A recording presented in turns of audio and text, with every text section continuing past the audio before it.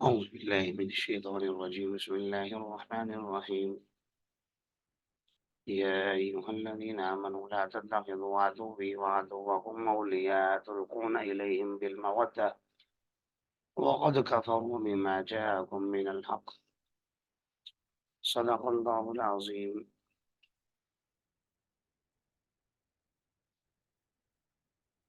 اے ایمان والو، میرے اور اپنے دشمنوں کو دوست مت بناؤ اس انداز میں کہ تم ان کی طرف محبت کے پیغام بھیجتے ہو، حالانکہ انہوں نے اس حق کا انکار کیا ہے جو تمہارے پاس آیا ہے۔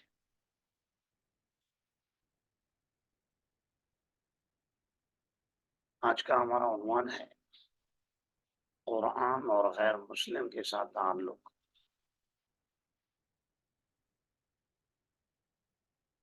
آیت مبارکہ جو میں نے تلاوت کی ہے،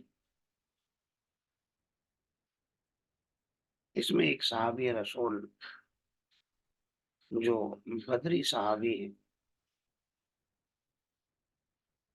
حاتم بن ابی بلتہ رضی اللہ تعالیٰ عنہ، ان کے واقعے کو بیان کرتے ہوئے غیر مسلموں کے ساتھ تعلقات کی تفصیلات کو ذکر کیا گیا ہے۔ سب سے پہلے تو اس آیت کا پس منظر ذہن میں ہوگا تو بات سمجھنے میں آسانی ہوگی۔ حاتم بن ابی بلتہ رضی اللہ تعالیٰ عنہ، انہوں نے اہل مکہ کو ایک خط لکھا جس میں رسول اللہ صلی اللہ علیہ وسلم کے ایک راز کو افشاں کیا کہ حضور صلی اللہ علیہ وسلم عن قریب مکہ مکرمہ پر حملہ کرنے والے ہیں۔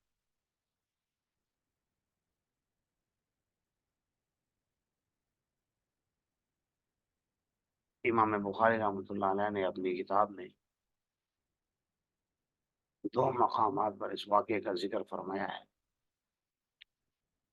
کتاب المغازی میں بھی اور اسی آیت کے تحت کتاب التفسیر میں بھی۔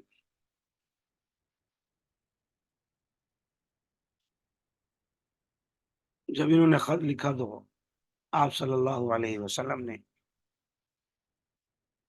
حضرت علی شیر خدا رضی اللہ تعالیٰ عنہ اور حضرت زبیر اور حضرت مقداد رضوان اللہ علیہ اجمعین کو بھیجا کہ تم مقام خاف پر جاؤ، وہاں ایک عورت ہے، اس کے پاس خط ہے، وہ لے۔ چنانچہ یہ حضرات جو کہ گھوڑ سوار تھے تیزی سے روانہ ہو گئے۔ فرماتے ہیں کہ جب ہم وہاں پہنچے تو وہاں واقعتاً ایک عورت تھی جو اونٹ پر چلی جا رہی تھی۔ ہم نے اس سے خط کا مطالبہ کیا اور اس نے آگے سے انکار کیا کہ میرے پاس کوئی خط نہیں ہے۔ حضرت علی رضی اللہ تعالیٰ عنہ نے تھوڑی سختی فرمائی، کہ دیکھو ہمارے نبی نے غلط بیانی نہیں کی، ہمیں وہ خط دے دو، نہیں تو ہم پھر تلاشی لیں گے آپ۔ اس طرح کر کے وہ مجبور ہوئی اور اس نے ایک خط دیا۔ روایات میں آتا ہے وہ اس نے اپنے بالوں کے جوڑے میں چھپایا ہوا تھا۔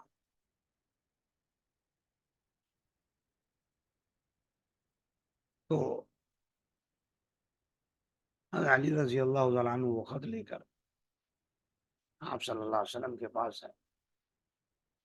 آپ نے جب وہ خط دیکھا اور اس کا مضمون آپ کے سامنے آیا کہ یہ خط جو ہے حاتم بن ابی بلتہ کی طرف سے مشرکین مکہ میں سرداران قریش کے نام، تو آپ کو اس سے بڑی تکلیف ہوئی کہ بھئی یہ کیا معاملہ ہے۔ تو حاطب بن نبی بلتا رضی اللہ تعالیٰ عنہ فرمانے لگے یا رسول اللہ میرے بارے میں جلد بازی نہ کیجیے، میں نے کوئی نبوت سے انکار کر کے یا دین اسلام کو پس بش ڈال کر یہ کام نہیں کیا۔ لیکن حضرت عمر رضی اللہ تعالیٰ عنہ جو کہ بڑے جلال والے تھے، فرمائے یا رسول اللہ مجھے اجازت دی تھی میں اس منافق کی گردن اڑا دوں۔ تو آپ صلی اللہ علیہ وسلم نے بھی فرمایا نہیں، یہ بدری صاحب اور بدری صحابیوں کو جو غزوہ بدر میں شامل تھے ایک خاص فضیلت حاصل ہے۔ چنانچہ ان سے پوچھا ہاں بھائی کیا معاملہ ہے؟ تو انہوں نے پھر بتایا یا رسول اللہ میرے اندر نفاق بھی نہیں ہے، میں نفاق سے بری ہوں، اور نہ میں نے کوئی آپ کی نبوت کا انکار کیا ہے۔ بات دراصل یہ ہے کہ میں اہل مکہ کا حلیف تھا، ہجرت کی، تو اب میری پیچھے کوئی رشتہ داری نہیں، کوئی تعلقات نہیں، لیکن میرے گھر والے میری والدہ ابھی وہی ہے، تو میں نے یہ چاہا کہ میں ان پر ایک احسان کروں، اس احسان کے جواب میں وہ میری والدہ کا میرے عزیز و اقارب کا خیال کریں، اور آپ تو اللہ کے پیغمبر ہیں، ایسا ہونا تو ممکن نہیں ہے کہ آپ مخلوق ہو جائیں، میں خط لکھوں یا نہ لکھوں، بہرحال اللہ تعالیٰ نے آپ کو تو فتح عطا فرمائی۔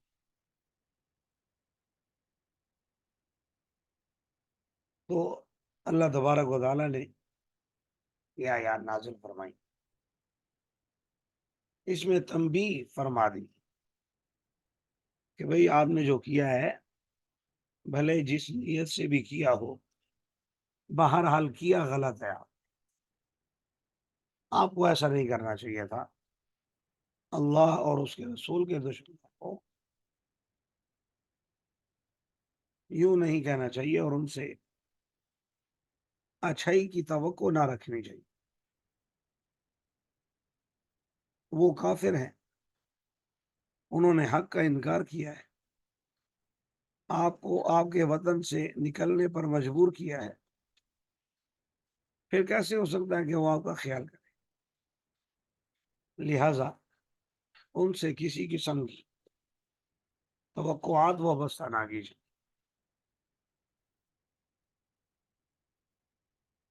اب سوال یہ ہے کہ کیا کسی قسم کے غیر مسلموں سے تعلقات جائز نہیں ہے؟ دو چیزیں ذکر کروں گا بس۔ ایک چیز تو کہ جب رسول اللہ صلی اللہ علیہ وسلم مدینہ منورہ میں تشریف لائے تو وہ یہاں یہودیوں کے 3 قبائل آباد تھے، قبیلہ بنو قینقاع، بنو قریظہ اور قبیلہ بنو نذیر۔ رسول اللہ صلی اللہ علیہ وسلم نے ان کے ساتھ کیا معاملات طے کیے؟ کیا ان کو بالکل اپنا دشمن سمجھا؟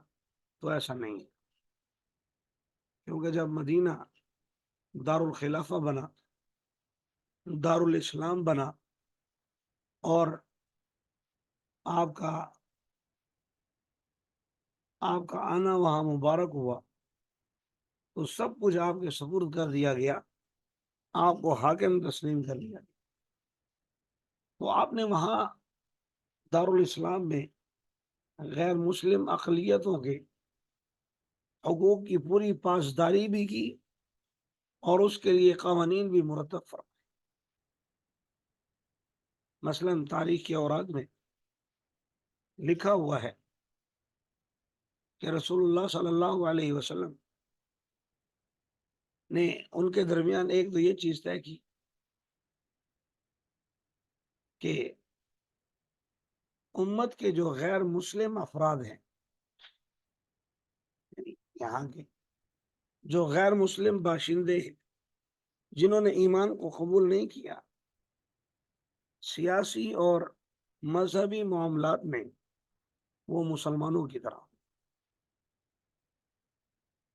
یعنی جس طرح ہم اپنے مذہب پر عمل کرتے ہیں وہ اپنے مذہب پر عمل کریں، جس طرح ہمیں خیر خواہی کی اور دینی حمیت کی وجہ سے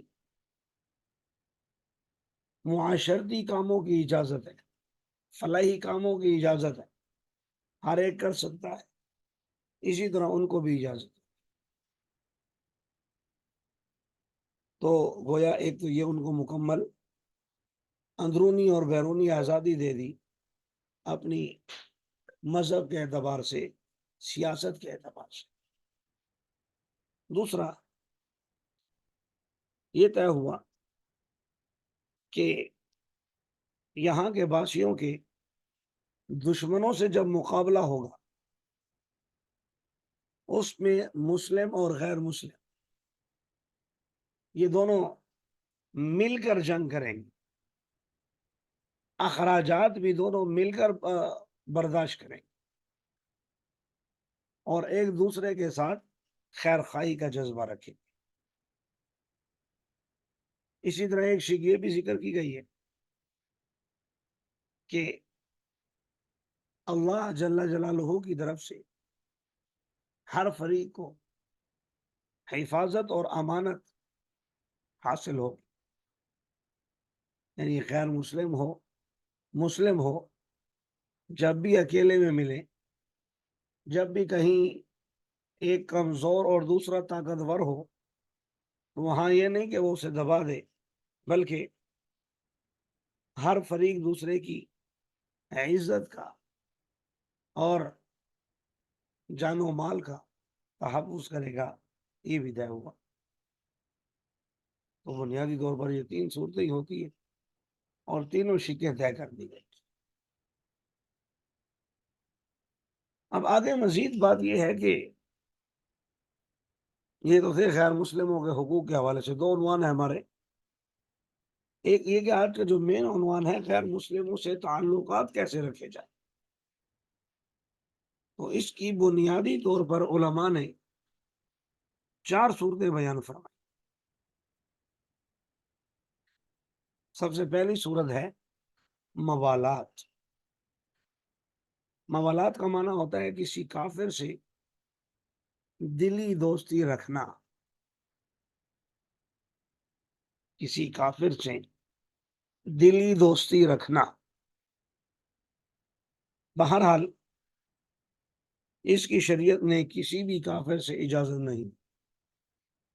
آیت کریمہ آپ نے دیکھ لی، لا تتخذوا عدوی وعدوکم اولیاء، کہ میرے اور اپنے دشمنوں کو دوست مت بناؤ کیونکہ انہوں نے حق کا انکار کیا ہے۔ تو پہلی صورت موالات یعنی دلی دوستی، یہ کسی سے جائز نہیں ہے کافر سے۔ دوسرا ہے مدارات۔ مدارات کا معنی ہوتا ہے ظاہری طور پر خندہ پیشانی سے پیش آنا۔ تین صورتوں میں جائز ہے۔ اکرام ضیف کے لیے، اکرام ضیف کا مطلب کوئی آپ کے ہاں کافر مہمان بنے، کوئی آپ کا دوست آئے اور اس کے ساتھ کوئی کافر ہو، وہ مہمان ہے تو آپ نے مہمان نوازی کرنی ہے۔ دوسرا دفع ضرر کے لیے۔ دفع ضرر کا مطلب آپ کو کسی کافر سے اگر خطرہ ہے نقصان پہنچنے کا تو آپ اس سے پھر تعلقات استوار رکھ سکتے ہیں، لیکن مقصد دفع ضرر ہو، نقصان سے بچنا ہو۔ اسی طرح تیسری صورت ہے دینی نفع پہنچانے کے. اگر آپ کو امید ہو کہ اگر میں نے اس کے ساتھ دوستی لگائی، دین سمجھایا، تو امید ہے کہ یہ راہ راست پر آ جائے گا، تو ایسی صورت میں دوستی لگائی جا سکتی. تیسری صورت ہے مواسات، فائدہ پہنچانا. فائدہ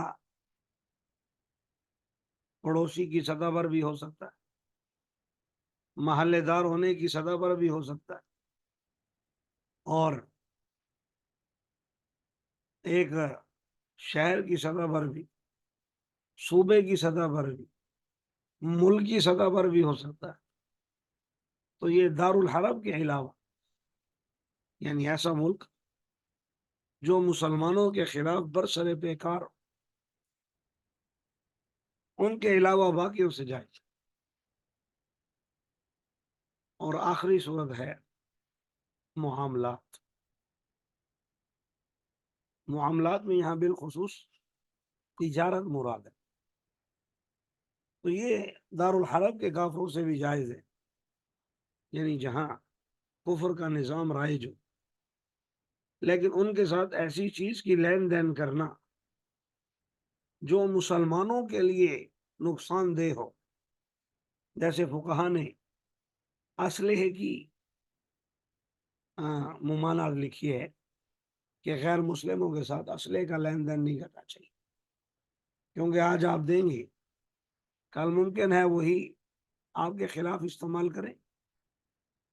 لہذا ایسی چیز جس سے مسلمانوں کو نقصان ہو، اس چیز کی تجارت نہ کی جائے.